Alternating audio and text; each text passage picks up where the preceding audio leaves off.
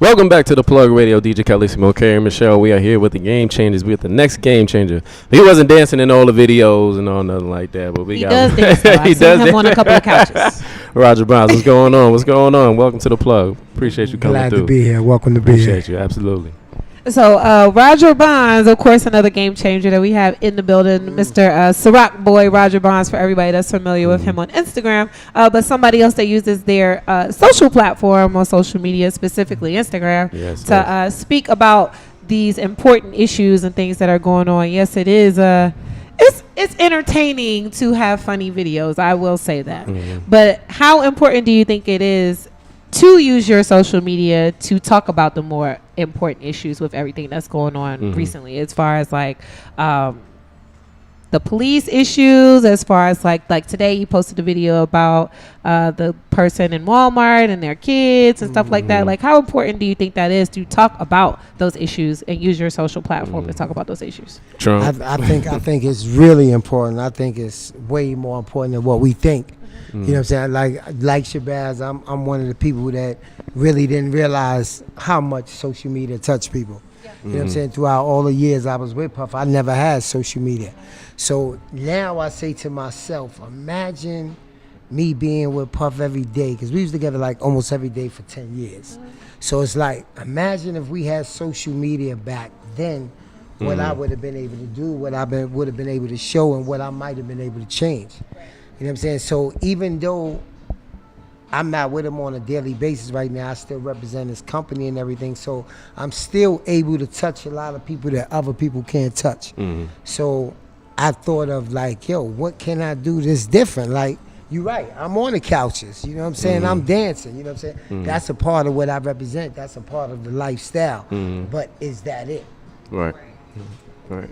So what was that moment for you when you were like, you know what, I want to use this platform that I do have, or the influence that I do have as far as the entertainment industry, to talk about the more important issues? Now, was it something specific that happened? Was it a conversation that you had with somebody? Like, what was that moment for you when you were like, you know what, I should use this and to be truthful, to be an influencer? It wasn't nothing crazy. It wasn't nothing bananas. It was just one of my daughters doing a dance and me feeling like she's too young to do it.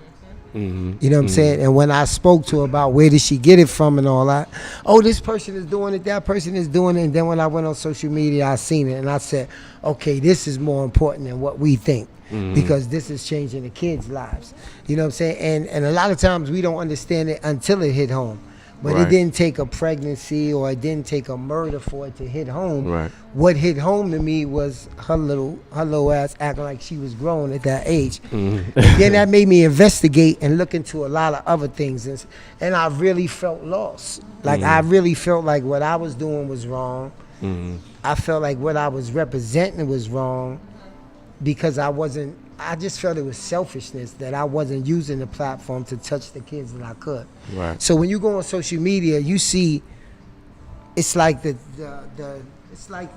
scale of justice. It's like 80% this, 20% that.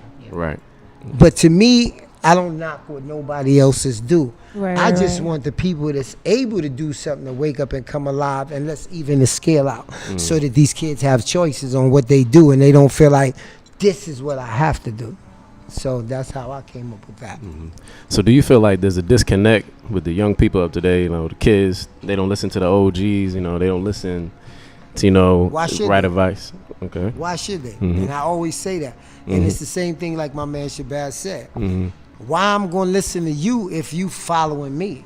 You know what I'm saying? Point blank. I'm not listening to you if you follow me. It's like a dude that go to jail. You go to jail for 5 or 10 years, and when you come home, the same dudes is on the same corner, but they trying to rock with you. Why I want to rock with you when you was here when I left and you here when I get back? I'm going to rock with somebody else who I seen was there when you left but's not there no more. You know what I'm saying? That's how I feel like. There is, OG is just the word now. So it's really up to people like me and Shabazz, you know what I'm saying, like Wallow, like different other people that's doing things to take that name OG and make it it's not, to me, it's not original gangster. You know what I'm saying? I heard Shabazz say, what was he said, OG? Offering game. Offering game. And to me, I changed it to original grinder. You know what I'm saying? Because my whole following and my whole background has been grinding, because people feel like when you next to somebody who made it, that you made it. And that's not the case. That's not how it works. That's not the case. Now, do you think that it has something to do with the company that you keep as well? Of course. Absolutely. How important do you think that is in your influence with anybody's influence with progressing with anything that they want to do, the company that you keep? It's like, you know, I'm going to say something. I never used to think this was necessary, but now I see it. It's like if you a bachelor and you hang out with your homeboys and none of your homeboys is married. They not going to understand nothing you saying about, I got to go home. They not going to understand nothing about, yo, but nah, you can't post this, you can't. It's just like, they just go, wow, I'm going to post everything, I'm going to do everything. You going to stay out with me for 3 or 4 days? So it's like this, like, you know, it's like, and sometimes if you're not man enough to speak up and say, I got to do A, B, C, and all of that comes within age. You know what I'm saying? Because I wasn't man enough to do that at the time. So all of that comes in age. You got brothers that's not man enough to say, nah, I don't smoke weed. You got brothers that's not man enough to say, I don't drink. You know what I'm saying? They're going to follow everything. So the company you keep is what you are. Because after a while, you get tired of it. Like, like if you notice, when I first came down to ATL, you was here. Yeah, when I came to the club, I used to come with 10 or 20 people. Yo, Barnes is at the door. Now I come to the club and I'm creeping by myself. Solo. You know what I'm saying? Maybe one or two. That's about it. 1 or 2. That's about it. 3 tops and a hoodie. And I'm like, yo, I'm back here. I'm cooling. You know what I'm saying? Because everything I'm seeing, I'd rather observe. And then I go back to the drawing board and I say, what did I see wrong tonight? And everything I seen wrong mostly was a lot of older guys who felt like I didn't make it. I'm going to get with this young boy. I'm going to get with this young person, and maybe they'll take me along for the trip. Nah, you got to become the trip, because a lot of these brothers that's out here is willing to listen. They just don't have nothing to listen to. Right. Right. Okay. So how do you feel, ask Shabazz the same question, how you feel important, you know, mental health is? How you feel the importance in our culture? Man, I mean, mental health is, whew. I mean, with so much going on, like so much going on with the police, so much going on with these kids, even if your family is in tip-top shape, so many other, like I put up a video today, right, and real talk, like I was talking about something and then the tears just started rolling down my eyes, right? Now I had a choice then, let me cut this shit off because I don't want people to see this, or let me keep this going. Right. I said, let me keep this going because I'm hoping that I show somebody else that it's okay to have feelings. Right. It's okay for this to affect you mentally, emotionally. We not even talking about financially. We talking about mentally and emotionally. If it don't affect you, what happened to that girl in Chicago, being put in that freezer, Absolutely. if that don't affect you mentally and emotionally, then something is wrong with you. Right. Because everybody got this attitude of me. I. And a lot of times we don't take advantage or we don't listen to it until it hits home. A lot of times we don't get with diabetes, we don't get with cancer until our mother, our sister, our brother, or somebody else is diagnosed with it. Now everybody isn't. No, we got to do it before then. You know what I'm saying? So what I'm trying to do, along with my brothers, is reach that generation and touch them before we get that phone call. Right. You know what I'm saying? Before we read about them in the paper. I know I know Shabazz have, I know everybody has had brothers that they speak to, and sisters, because until I came to Atlanta, I really even knew girls got killed. You know what I'm saying? And then it was like 1 month where like 2 or 3 girls, one got found in the park, one got found after the club. Yeah, it was crazy. For a couple of months. Absolutely. And I was like, wow, this is what's going on. You know, so mentally, I think mental health is definitely important. I haven't stepped up. I'm like Shabazz. I really haven't stepped up to that platform. I think because of the way I grew up, that I feel like I'm not talking to no stranger. You know what I'm saying? But I have to get over that. But I haven't reached that point. But I feel that it does help some people. Absolutely. Now, you mentioned the Kanika Jenkins case in Chicago. Now, the thing with that is tragic. I'm not taking away from that at all. It is very tragic, but I feel like people are focusing on the wrong things with that case instead of trying to figure it out. And everybody's a CSI agent now on Instagram and trying to figure out what happened. How do you feel that we could just use that situation to spread awareness to prevent it from happening again versus dwelling on pointing the finger and the blame on who it is in the situation? First of all, I feel like where we at in the United States, where we at in America, where we at, we always pointing the finger. You know what I'm saying? So right now, we're so mad at the police. We're so mad at Donald Trump that everything that happens, we're going to point it that way. So I hear them saying the police didn't let me do this, the police didn't let, and I'm going to tell you the truth. Every black person will jump behind it and say, yes, the police. But let's get back to the fact of why this young girl was in there from the beginning. Exactly. Exactly. You know what I'm saying? And I hate to say it because her mother is in a bad place, and you know it wasn't right. But why was your daughter allowed to be in a hotel at that age at this time in the morning without constant phone calls and knowing where she's at and everything else? Right. But I understand that we're dealing with the other issue now.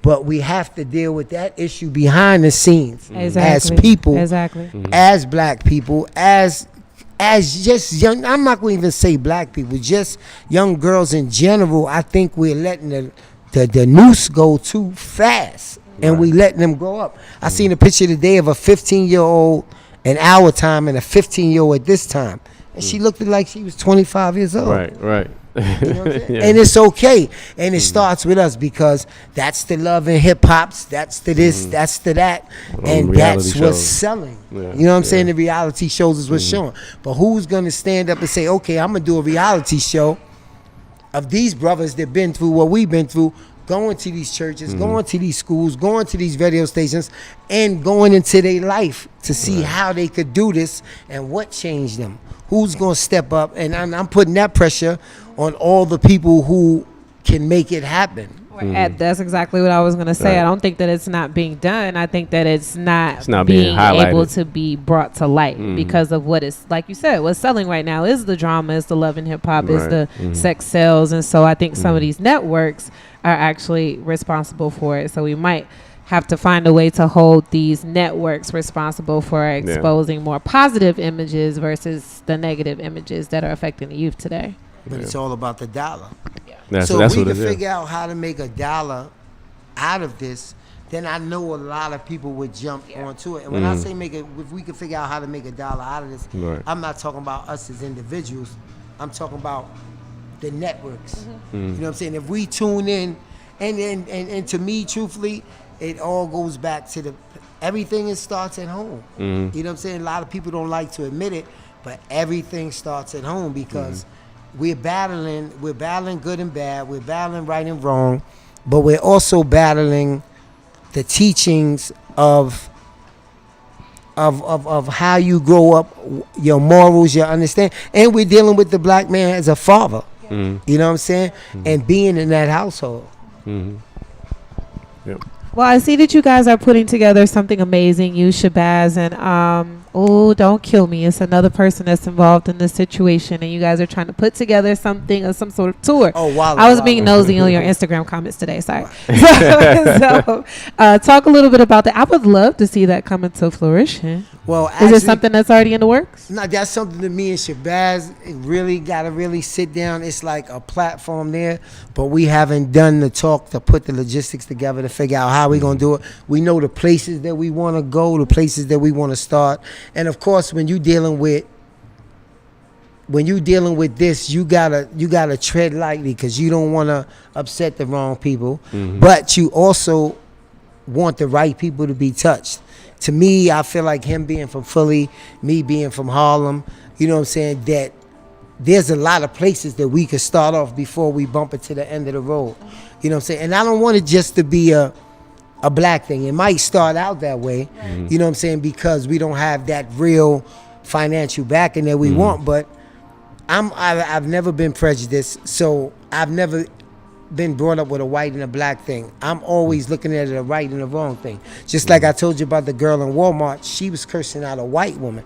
But regardless of what, I'm still looking at the age in which she is and what she's doing. So I want to just bring, you know how Puff say, bring sexy back. I just want to bring cool back. You know what I'm saying? Like, it's cool if you go to church. It's cool if you believe in Allah. It's cool if it's just cool to do the right thing. It's cool to care. Yeah, it's cool to care. There we go. You know what I'm saying? And that's what I mean. That's a good name. I might bring it. But really, and the reason I say it's cool because it has to be people like us that they see, like Meek, like Puff, like Jay, like Floyd, who they feel are the coolest. So they say, damn, if they messing with them, it must be cool. So now I can do this. And this don't stop with the men, because like I said, what really caught me was my daughter, which is a young lady. So when you get on these media outlets and everything, and everybody, don't get me wrong, everybody shaking their ass, everybody doing this, that, and the other, they feel like it's okay. And I'm not saying that's right. I'm not saying that's right. I don't knock nobody for getting their money.